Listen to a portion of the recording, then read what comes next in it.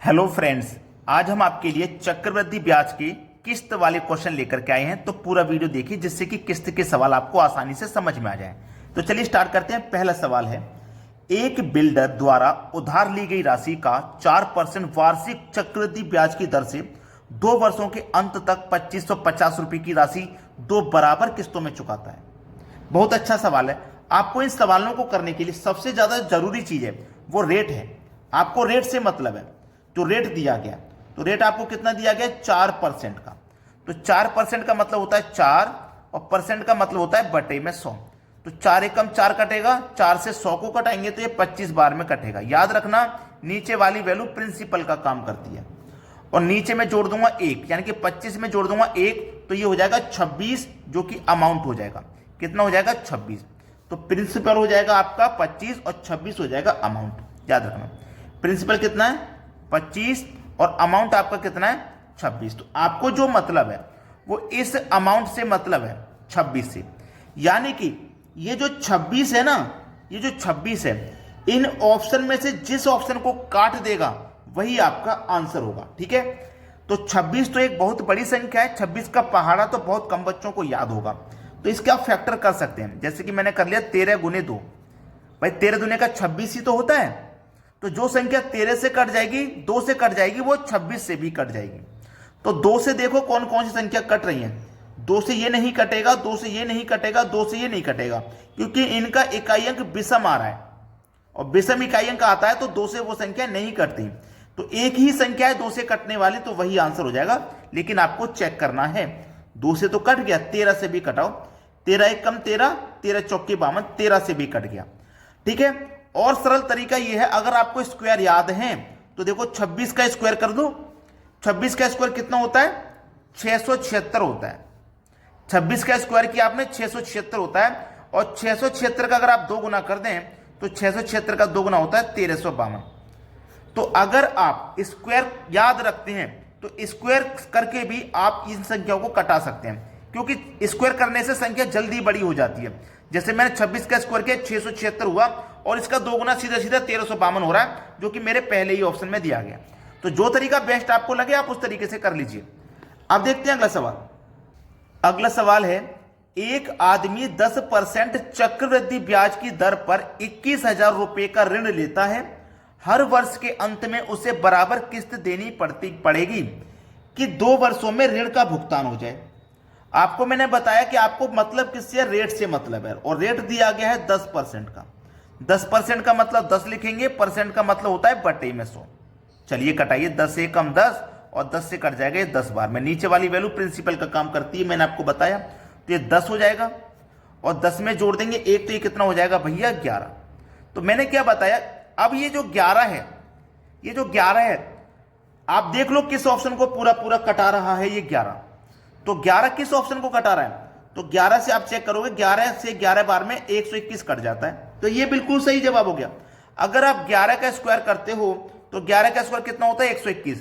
तो देखो 121 से 121 एक बार में ही कट जाएगा।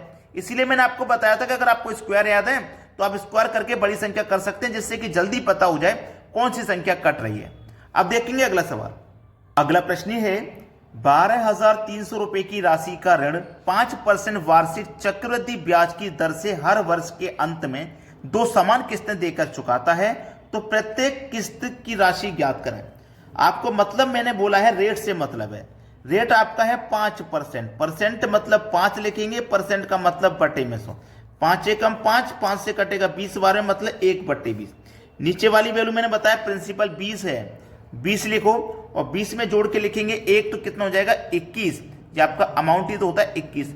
अब देखो 21 किस ऑप्शन को कटा सकता है।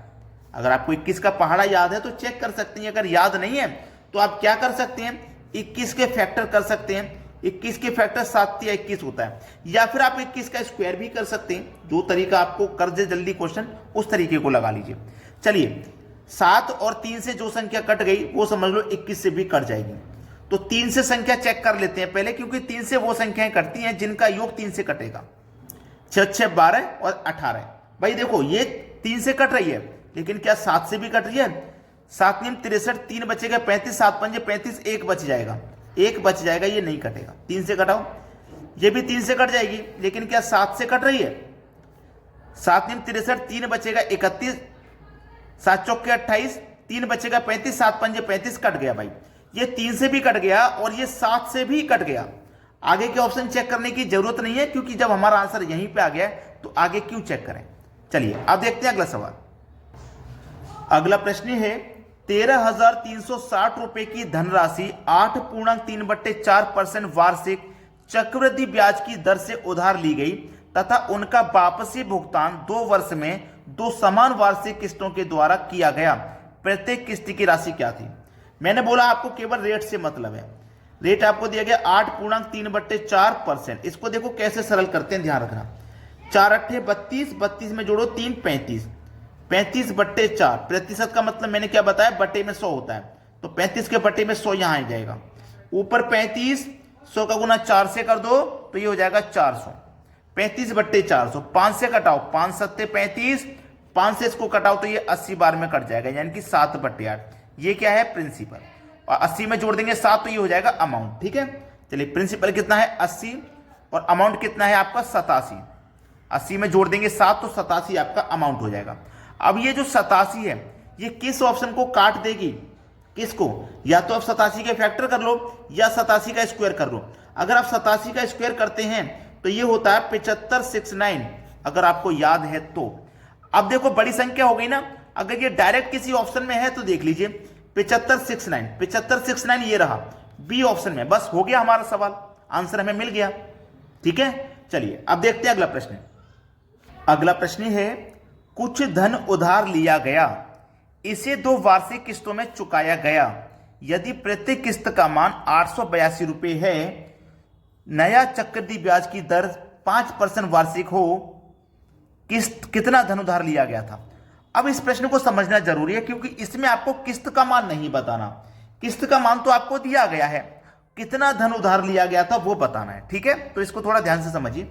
पहले तो आपको रेट दिया गया 5% का, 5 लिखेंगे, परसेंट का मतलब बटे में 100, 5 एकम 5, 5 से कटेगा 20 बार में 1/20। नीचे वाली वैल्यू आप जानते हैं प्रिंसिपल, नीचे में 1 जोड़ देंगे अमाउंट हो जाता है। तो चलिए ये है हमारा मूलधन और ये है हमारी किस्त। ठीक है, ये मूलधन और ये किस्त। मूलधन यानी कि प्रिंसिपल हमारा कितना है 20। ठीक है, और किस्त हमारी कितनी है 20 में जोड़ देंगे 1 तो किस्त हो जाएगी हमारी 21। ठीक है, दोनों तरफ क्या करना है, किस्त से मल्टीप्लाई। यहां भी 21 से करेंगे मल्टीप्लाई, यहां भी 21 से करेंगे, तो ये कितना हो जाएगा, ये 420 हो जाएगा। ये कितना हो जाएगा 441 हो जाएगा। ठीक है, अब हमें क्या करना है, इस 20 का स्क्वायर करना है, तो ये 400 हो जाएगा। 20 का स्क्वायर कर दिए 400, और हमें जोड़ देना है इसमें 420 जो गुना किया था, इसको जोड़ दो तो ये हो जाएगा 820। अब यहां पे भी वैसा ही करना है, 21 का स्क्वायर करना है तो 441, और इसमें जोड़ देना है ये वाला 441।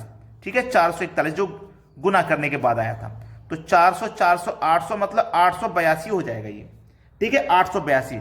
हमसे पूछा क्या है वो ध्यान दीजिए। हमारे पास देखिएगा किस्त का मान कितना था 882, और किस्त का मान हमारा कितना आया है 882 ही आया है। 882 ही आया है, यहां तो कोई दिक्कत नहीं है, 882 ही आया है। और देखिएगा हमें बताना है मूलधन, हमारा मूलधन हमें बताना है कितना है। हमारा मूलधन निकल के आया है 820। अब 820 किसी ऑप्शन में है क्या? नहीं है। जब 820 किसी ऑप्शन में नहीं है तो इसका 2 गुना करिए आप, तो ये कितना हो जाएगा 820 का 2 गुना 1640 हो जाएगा। देखो क्या 1640 2 गुना है 1640, ये रहा। देखो ये हमारा जब मूलधन निकल के आ गया तो आगे जो मूलधन दिया जाएगा वो इसी के मल्टीपल में होगा, या तो 2 गुना होगा या 3 गुना या 4 गुना होगा, इसी के मल्टीपल में होगा। अब देखते हैं अगला प्रश्न। अगला प्रश्न है कोई धन उधार लेकर 121 रुपए वार्षिक 2 किस्तों में चुकाया गया।